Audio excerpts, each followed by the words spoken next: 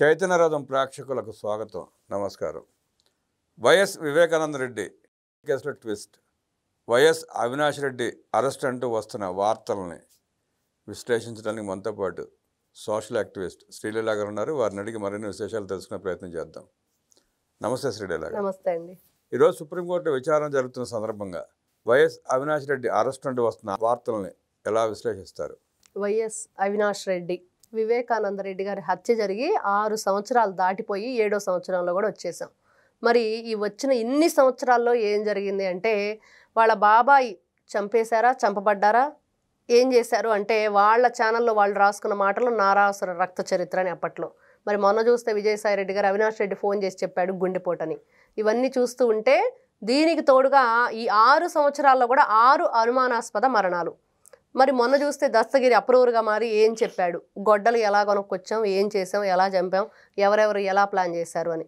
ఇవన్నీ చూస్తున్నా కూడా ఇంకా ఎందుకు అరెస్ట్ చేయట్లేదు అనేది ప్రజల వాదన. ఇన్నిటి మధ్య పోరాడుతున్నారు వైఎస్ సునీతారెడ్డి గారు. మరి అలా పోరాడుతున్న వైఎస్ సునీతారెడ్డి గారి మీద కూడా కేసులు, వారి భర్త మీద కేసులు, అదేవిధంగా సిబిఐ విచారణ చేస్తున్న పోలీస్ అధికారి ఎవరైతే ఉన్నారో రామ్ సింగ్ గారి మీద కూడా కేసు. మరి ఇన్ని విధాలుగా నడుస్తున్న ఈ మిస్టరీ కేసు ఈ రోజున సుప్రీంకోర్టుకు చేరటం, విచారణ జరగటం, త్వరలోనే అరెస్ట్ అవ్వబోతున్నారా అనేది జరుగుతుంది.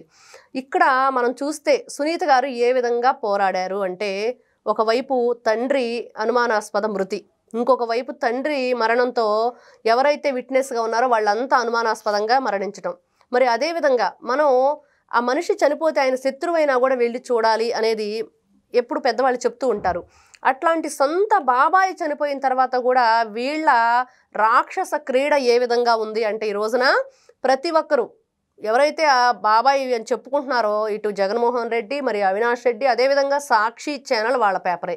మరి వాళ్ళు ఏ విధమైన కథనాలు రాస్తున్నారు, అక్రమ సంబంధాలు అంటగట్టారు ఒక చనిపోయిన మనిషికి, మరి అతనికి ఒక వారసుడు ఉన్నాడని రకరకాలవన్నీ కూడా ఫాల్స్ ఎలిగేషన్స్ తీసుకొచ్చి ఎవరైతే ఈ కూతురు అల్లుడు ఉన్నారో దాని మూలంగానే వీళ్ళు అతను చంపేశారని చెప్పేసి ఒక భయంకరమైన అబద్ధాలు అన్నమాట ఇవన్నీ చెప్పుకోవాలంటే. మరి ఇట్లాంటి చనిపోయిన మనిషి కూడా వీళ్ళు మీద కూడా ఇట్లాంటి అభాండాలు వేయటం, ఇట్లాంటి అభూత కల్పనలు చేయటం, ఇవన్నీ చూస్తూ ఉండి ఈ రోజున 6 సంవత్సరాలు దాటిపోయిన తర్వాత 6 సాక్షులు కూడా చనిపోవటం, వీటన్నిటి వెనుక ఎవరున్నారు అంటే ఈ రోజున అందరి వేళ్లు చూపిస్తున్నాయి అవినాష్ రెడ్డి వైపు. మరి అతను గతంలో చూసాం, హైదరాబాద్ నుంచి అనంతపురం వరకు కూడా పోలీసులు వెనక, ఈయన ముందు. అదే సినిమాలో దొంగలు చేసినట్లుగా చేయటం, అక్కడికి వెళ్ళి మా తల్లి గారికి ఆరోగ్యం బాగాలేదని చెప్పేసి లోపలికి వెళ్ళిన వ్యక్తి కనీసం అతని మొహం కూడా చూయించకుండా అరెస్టు, రిమాండ్లు, మరి అతనికి పూచీకత్తుల మీద డబ్బులు కట్టించుకొని రిలీజ్ చేయటం అన్నీ అయిపోయినాయి అన్నారు. అదొక నాటకీయ పరిణామంగానే జరిగింది కానీ ఎక్కడా కూడా ప్రజల ముందుకు, మీడియా ముందుకు వచ్చింది లేదు. ఇలాంటివన్నీ చూస్తూ ఉంటే వీళ్ళు ఇంకా ఎందుకు జగన్మోహన్ రెడ్డి, అవినాష్ రెడ్డి బెయిల్ మీద ఎలా ఉంటున్నారు ఇన్ని రోజులు, ఎందుకు వీళ్ళని అరెస్ట్ చేయట్లేదు అనేది వినిపిస్తుంది. కానీ ఈ రోజున ప్రజల్లో కొత్తగా ఆంధ్ర రాష్ట్ర చూసాం, రాష్ట్రానికి డీజీపీగా వచ్చిన హరీష్ కుమార్ గుప్తా గారు పదవి బాధ్యతలు చేపట్టిన తర్వాత నిన్న కూడా సింహాచలం ఘటనకు వచ్చిన తర్వాత మళ్ళీ అదే మాటలు మాట్లాడుతున్నారు జగన్మోహన్ రెడ్డి గారు, పోలీసుల్ని బట్టలు ఓడదీస్తాను అని. మరి ఇవన్నీ చూస్తూ ఉంటే ఖచ్చితంగా ఇప్పుడు పోలీసు వ్యవస్థలో ఉన్న కొంతమంది వైఎస్ఆర్సీపీ తొత్తులుగా, వేగులుగా ఎవరు పనిచేస్తున్నారో వాళ్ళందరి భరతం పడతారు డీజీపీ గారు. అందరి మీద కూడా కఠినమైన చర్యలు తీసుకుంటారు. మనం ఇప్పుడే చూస్తున్నాం, తోపుదుర్తి ప్రకాష్ అనే వ్యక్తిని అరెస్ట్ చేయడానికి వెళ్తే అతను కూడా ఫోన్ స్విచ్ ఆఫ్ చేసుకొని కనిపించకుండా వెళ్ళిపోయిన పరిస్థితి. ఈ రోజున సుప్రీంకోర్టులో ఈ వైఎస్ అవినాష్ రెడ్డి మీద విచారణ. ఖచ్చితంగా ఇతన్ని అరెస్ట్ చేయబోతున్నారు, అరెస్ట్ చేస్తారు, చేస్తేనే కూడా ప్రజల్లో ఒక నమ్మకం ఏర్పడిద్ది అనేది ఈ రోజున ప్రజలందరూ మాట్లాడుకుంటున్న విషయం. తోపుదత్తి ప్రస్తావన తీసుకొచ్చారు మీరు. ఆయన ఎందుకు అరెస్ట్ చేయబోయారంటే, మన హెలికాప్టర్ ల్యాండ్ అయిన సందర్భంగా దాంట్లో కొంత పైలట్ల బ్యాగేజీ పోవటం, కొంత నగదు పోయిందని కూడా ప్రచారం జరగటం, ఆ సందర్భంగా అక్కడ సృష్టించిన గలాభా మూలంగా కేసు పెట్టారు. ఆ కేసులో అరెస్ట్ చేయడానికి వెళ్తే ఆయన పారిపోయాడు. అంటే నేనేమంటున్నానంటే, డీజీపీగా ఎవరైతే హరీష్ కుమార్ గుప్తా గారు పదవీ బాధ్యతలు చేపట్టిన తర్వాత కొన్ని కేసులు అయితే మూవ్ అవుతాయి శుభ పరిణామంగా. ఇవన్నీ కూడా వైఎస్ఆర్సీపీ పార్టీకి సంబంధించిన వాళ్ళందరూ కూడా గతంలో చూసాం, ఈ తోపుదుర్తి ప్రకాష్ అనే వ్యక్తి ఏ విధంగా మాట్లాడారు అని. నేను మీసం తీయించేసుకుంటాను, మరి వాళ్ళు గెలిస్తే గెలవకపోతే ఏదో మాట్లాడారు. అవన్నీ కూడా మళ్ళీ అడిగితే నేను ఎప్పుడూ అలా మాట్లాడలేదు అని అన్నారు.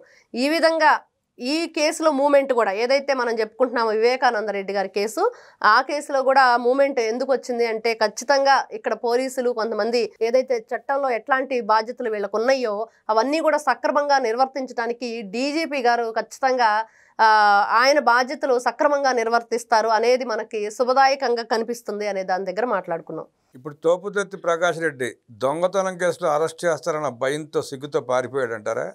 అతను ఇక్కడ ఏ విధమైన మనం చూసాం మొన్న హెలిప్యాడ్కి సంబంధించి హెలికాప్టర్ ధ్వంసం చేశారు, ఆ విండ్ షీల్డ్ ఏదో ధ్వంసం అయింది, మరి ఏదైతే పైలట్కి సంబంధించిన బ్యాగ్ పోయింది అని వీళ్ళు అక్కడికి వచ్చిన ఎవరైతే వైఎస్ఆర్సీపీ కార్యకర్తల మీద రుద్దటానికి ప్రయత్నిస్తున్నారా, మరి ఈ రోజున ఇతనే దొంగగా ఎందుకు పారిపోవాల్సిన విచారణకు రమ్మంటున్నారు. మరి విచారణ మొన్న పైలట్లను కూడా విచారణ చేశారు, వాళ్ళు కూడా సరిగ్గా సమాధానం చెప్పలేని పరిస్థితి అని చెప్పేసి బయటకు వచ్చిన మాటలు. మరి అదేవిధంగా ఇతను అరెస్ట్ చేస్తారని భయపడ్డాడంటే ఖచ్చితంగా దొంగతనం చేస్తేనే కదా భయం ఉండిద్ది అనేది ఈ రోజున ప్రజలు ఖచ్చితంగా నమ్ముతున్నారు. అవినాష్ రెడ్డి అరెస్ట్ ఎప్పుడు జరిగే అవకాశం ఉందంటారు?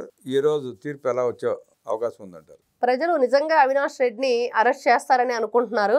కాకపోతే అవినాష్ రెడ్డిని అరెస్ట్ చేస్తే మరి చిన్నపిల్లలు జైల్లో పెడతారా, పెద్ద పిల్లలు జైల్లో పెడతారా అనేది ఒక వింత క్వశ్చన్ అయితే ప్రజల్లో ఏర్పడింది. దానికి సమాధానం జగన్మోహన్ రెడ్డి చెప్పాలి, చిన్నపిల్లడా పెద్ద పిల్లడా అని. అదే మరి అందుకనే ఈ రోజున ప్రజలందరూ అదే అడుగుతున్నారు. మొన్న అఘోరీని అరెస్ట్ చేస్తే మరి ఆడవాళ్ళు జైల్లో పెడతారా, మగవాళ్ళు జైల్లో పెడతారని ఒక ప్రశ్న వచ్చింది.